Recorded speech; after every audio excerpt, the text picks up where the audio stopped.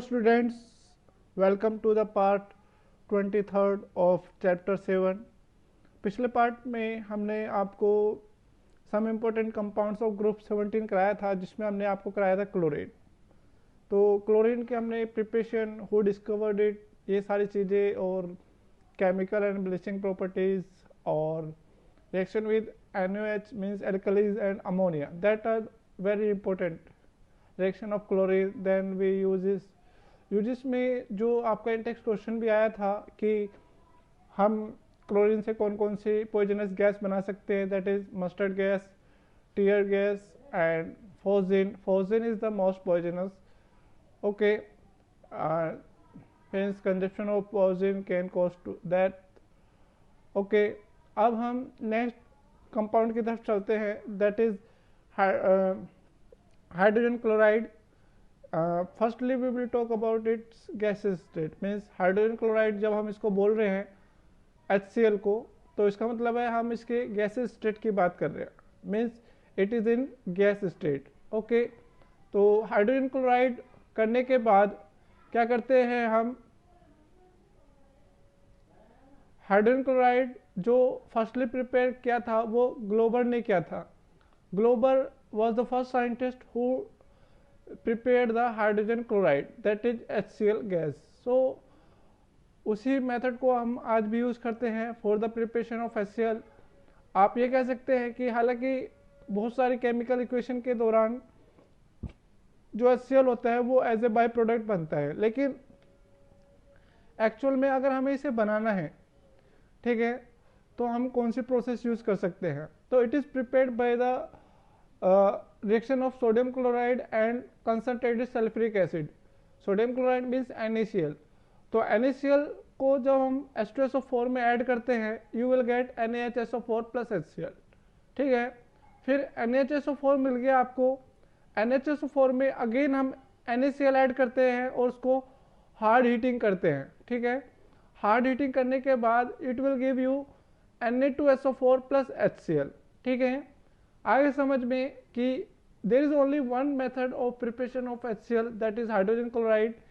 It is also laboratory product and you can say that industrial product too. But कैसे करते हैं हम इसको, ये आपको ध्यान रखना है कि भाई NaCl प्लस H2SO4 ये फर्स्ट स्टेप है जिसमें आपको NaHSO4 प्लस HCl मिलता है। लेकिन अगर हम इसको हार्ड हीटिंग कर देते हैं, then it will give NaHSO4 plus NaCl, it will give Na2SO4 plus HCl। ठीक है, यहाँ पर जो हमें HCl गैस मिलती है, दैट इज हाइड्रोजन क्लोराइड जो गैस मिलती है, कहीं ना कहीं उसमें मॉइस्चर आ जाती है, because H2SO4 is dissolve in water. तो क्या करते हैं हम, जो HCl गैस आपकी बनी होती है, we pass it over the concentrated solution of H2SO4 to dry, because concentrated H2SO4 act as an dehydrating और ड्राइंग एजेंट हैज। आपने ये सल्फ्यूरिक एसिड सेक्शन में भी पढ़ा था उसके यूजेस के दौरान। ठीक है, तो यहाँ पर अब हम इसकी प्रॉपर्टीज की बात करते हैं। प्रॉपर्टीज में सबसे पहले आता है फिजिकल प्रॉपर्टीज। तो फिजिकल प्रॉपर्टीज में पहला है कि it is colourless and pungent smelling gas. ठीक है, पंजेंट स्मेलिंग गैस कौन सी होती है वो हम पहले भी बता चुके हैं, जिसकी स्मेल बहुत ज़्यादा आती है। मीन्स अगर आप उसको ओपन रख दो तो वो बहुत कम टाइम में सभी जगह क्या हो जाती है, फैल जाती है। तो उसको बोलते हैं पंजेंट स्मेल, मीन्स एकदम तेजी से आने वाली smell.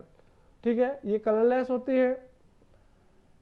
It is a liquefied to a colourless liquid. अगर हमें HCl गैस को लिक्विड में बदलना है तो उसको 189 केल्विन पर लाना होगा, और जब वो लिक्विड में बदल जाती है तो उसका कलर क्या होता है, कलरलेस होता है। और अगर हम इसको और ज़्यादा टेम्परेचर कम कर देते हैं, मीन्स 159 K कर देते हैं, it will convert into white crystalline solid. White crystalline solid मिलता है। अगर आपसे पूछा जाए कि भाई अगर हम हाइड्रोजन क्लोराइड गैस को लिक्विड में कन्वर्ट करते हैं तो लिक्विड का कलर क्या होगा, तो that is colourless liquid just like water. Okay, और अगर हम उसको सॉलिड में कन्वर्ट करते हैं, then you will get crystalline white solid of HCl at 159 K। K means Kelvin। Okay, आगे समझ में, and it is extremely soluble in water. Okay, ये वाटर के के अंदर एक्सट्रीमली सॉल्युबल होती है। Now we will talk about the chemical properties. तो first is hydrogen chloride is highly soluble in water and ionized to give H3O positive, so it act as an strong acid in water। तो क्या होता है कि जब हम HCl को water में डिजोल्व करते हैं तो ये आयनाइज हो जाती है और हाइड्रोनियम आयन देते हैं। ठीक है, हाइड्रोनियम आयन देने के बाद क्या करते हैं, hydronium ion means H positive ion are combined with water. इसका मतलब है कि वो क्या कर रहे हैं, एसिडिक सॉल्यूशन प्रोवाइड कर रहे हैं। और HCl act as an strong acid. ठीक है, तो स्ट्रॉन्ग एसिड की तरह वर्क करता है। Just like HCl gas plus H2O liquid, it will give H3O positive aqueous plus Cl negative aqueous. तो इसकी जो डिसोसिएशन कांस्टेंट होता है उसकी वैल्यू होती है K इज इक्वल टू 10⁻⁷। तो high value of dissociation constant so that कि aqueous solution of HCl act as an strong acid. Strong acid का मतलब ये होता है कि जब आपने HCl को वाटर में डिसॉल्व किया है तो उसकी जो कंसंट्रेशन होगी वही कंसंट्रेशन हाइड्रोनियम आयन की होगी, if we assume that it ionises completely. ठीक है, आगे समझ में, तो it acts an strong acid, तो हम कह सकते हैं। और जब हम HCl को वाटर में डिसॉल्व करते हैं then it is called hydrochloric acid. Aqueous HCl is called hydrochloric acid and gaseous HCl is called hydrogen chloride। Okay, इस ठीक है, आगे समझ में, अगर हाइड्रोक्लोरिक एसिड लिख रहे हैं हम HCl को तो इसका मतलब होता है कि हमने HCl को वाटर के अंदर डिसॉल्व कर रखा है या HCl present in water. If we are referring its name as hydrogen chloride then its means we are talking about the gaseous state of HCl। You have to remember the difference these two terms. These two terms comes for same compound but its physical states are different for both the cases। First, if it is in gaseous state it is called hydrogen chloride, or if it is present in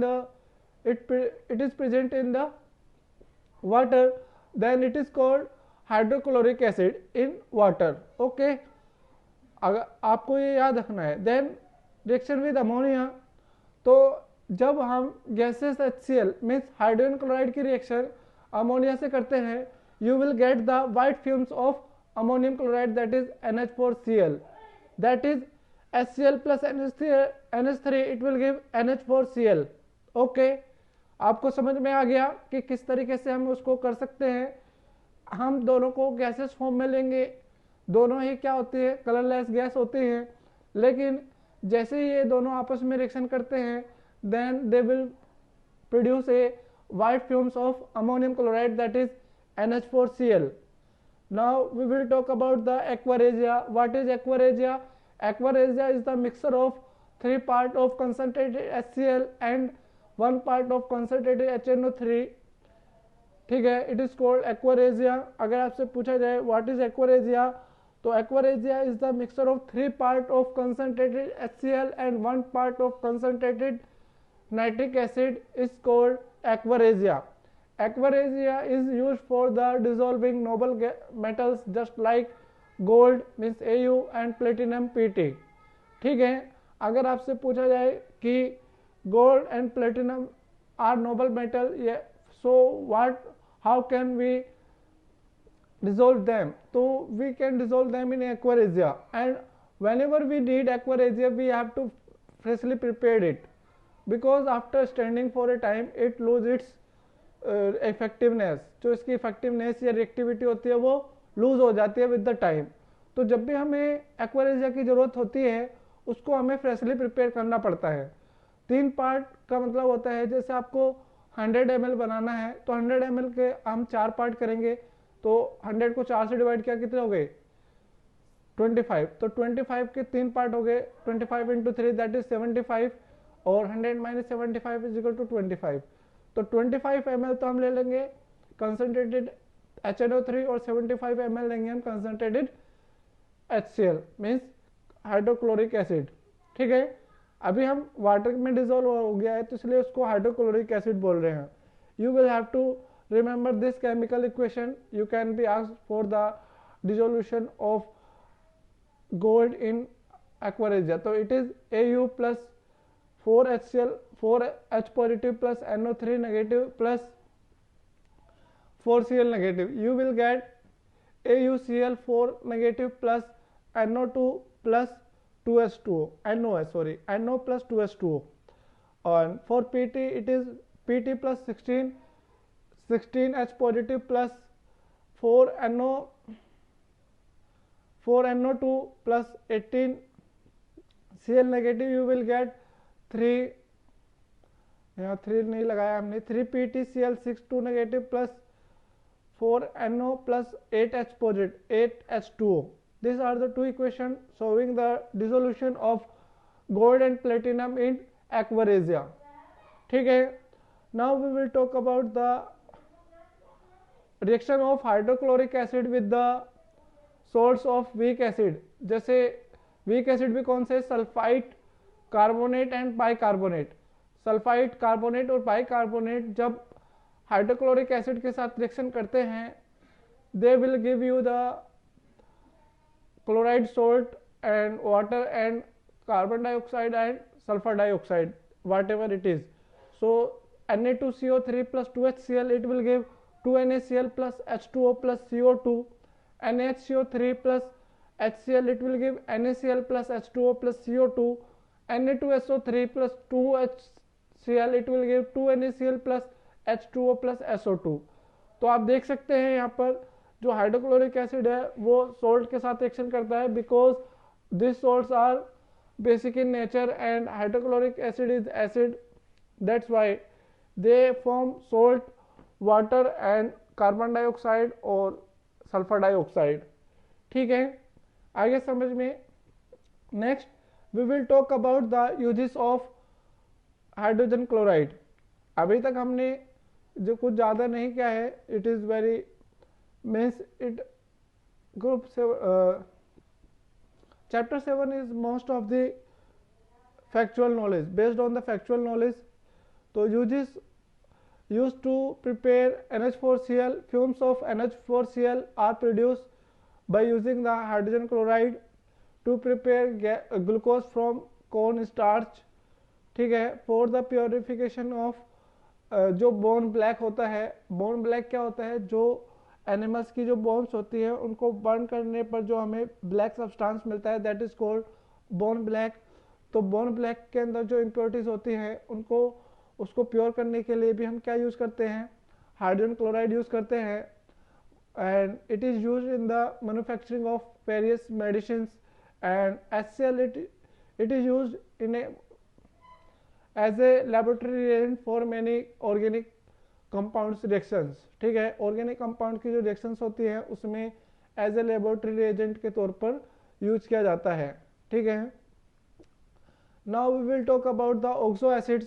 oxo acids आपको पता है कि अगर हम किसी भी element के oxo acids की बात करते हैं तो किसी भी एलिमेंट के ऑक्सो एसिड्स में वो एलिमेंट पहले ऑक्सीजन से and then that oxygen with H से जुड़ा हुआ होता है, means HOX in case of halogen.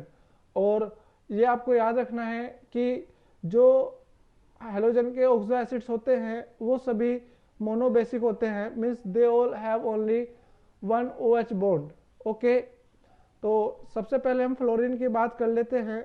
Fluorine का एनोमलस बिहेवियर होता है because of its small size, high electronegativity and absence of d orbital. तो इन सभी फैक्टर्स की वजह से जो फ्लोरीन होता है वो सिर्फ एक ही ऑक्सो एसिड बनाता है, that is hypofluorous acid HOF. Hypofluorous acid ही बनाता है, it does not form any other oxo acids. तो आपसे पूछा जा सकता है कि फ्लोरीन सिर्फ एक ही ऑक्सो एसिड क्यों फॉर्म करता है, then you have to give the answer that fluorine has small size, high electronegativity and absence of d orbital. Because of this fluorine forms only one oxo acid, that is hydrofluorous acid. ठीक है. Now we will talk about the stability. तो oxo acids of halogen are stable in their aqueous form or in the salt form.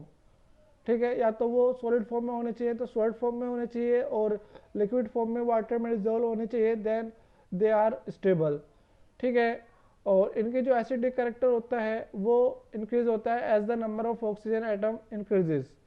जैसे हम बात करते हैं HOX, HOXO, HOX2, HOX3, तो जैसे जैसे ऑक्सीजन बढ़ती चली जाती है the acidic character also increases.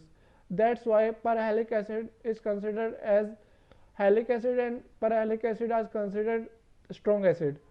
जबकि जो हाइपोहेलस और हेलस एसिड है वो आपके क्या कहे जाते हैं, वीक एसिड माने जाते हैं। और आपको ये याद रखना है जो हाइपोहेलस एसिड है वो सभी हेलोजन बनाते हैं, मीन्स FCl, Br और I। और जो हेलस एसिड होता है वो सिर्फ क्लोरीन बनाता है। I don't know the specific reason for this, but it is given that only chlorine form से halous acid and halic acid जो होता है और पर हेलिक एसिड जो होता है वो तीनों बनाते हैं। ये आपको याद रखना है। As the number of oxygen atom increases they will increase the polarity of HO bond, that's why it act as an strong acid. ठीक है, यहाँ पर आपके पास एक टेबल भी है, यहाँ पर आप देख सकते हैं। अगर commonly they are called halic acid, halic 1 acid means HOF, halic 3 acid means HOXO, okay, और हेलिक 5 एसिड HOXO2 और हेलिक 7 एसिड HOXO3। ठीक है, तो यहाँ पर आप देख सकते हैं जो फ्लोरीन होता है वो सिर्फ एक HOF, जो क्लोरीन होता है वो चारों एसिड बनाता है, hypochlorous acid, HOClO chlorous acid, HOClO2 chloric acid, HOCl3 पर क्लोरिक एसिड। ठीक है, जो ब्रोमीन होता है वो सिर्फ 3 बनाता है, bromous acid, hypobromous acid HOBr, bromic acid HOBrO2 perbromic acid HOBrO3। ठीक है, और हाइपोआयोडस एसिड HOI और आयोडिक एसिड HOiO2 और पर आयोडिक एसिड HOiO3 पर आयोडिक एसिड। ठीक है, तो as the number of oxygen increases the acidic character also increases. ठीक है, तो इस तरीके से आप कह सकते हैं कि HOClO3 and HOClO2 act as an strong acid while other two are weak acid। ठीक है, now we will talk about the structure of oxo acids of chlorine.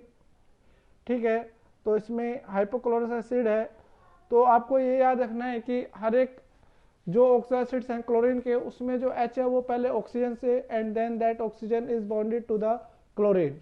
That is the thing you have to remember while giving the structure of oxo acids of chlorine। तो HOCl hypochlorous acid बन गया।